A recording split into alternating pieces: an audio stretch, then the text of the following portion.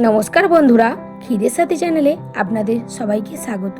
আজকে আমাদের পুকুরে চারা মাছ ধরা হয়েছে। সেই চারা মাছের পাতলা পাতলা ঝোল বানাবো। তার জন্য মাছগুলোকে আমি ভালোভাবে কেটে ধুয়ে নিয়েছি। ধুয়ে নেওয়ার পর নুন হলুদ মাখিয়ে নেবো। দিয়ে এদিকে আরেকদিকে আমি পেস্ট বানাবো একটা। আদা, কাঁচা লঙ্কা, টমেটো আর গোটা জিরে দিয়ে পেস্টটা একটু ভালোভাবে বানিয়ে নেবো। এদিকে কড়াই তেল দিয়েছি। তেল দিয়ে মাছগুলোকে আমি ভেজে নেবো। লাল লাল করে ভাজবেন মাছগুলো।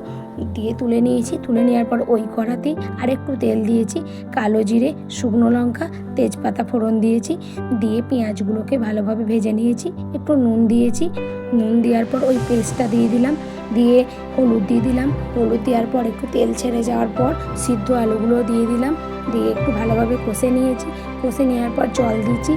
জল দেওয়ার সময় একটা ব্লান্ডার হয়ে গেছে, একটু জলটা বেশি জোরে দেওয়া হয়ে গেছে, সাইডে পড়ে গেছে। এবার আমার ঝোলটা ফুটে গেছে। মাছগুলোকে দিয়ে একটু সিদ্ধ করে নামিয়ে নিলাম। খেয়ে বল।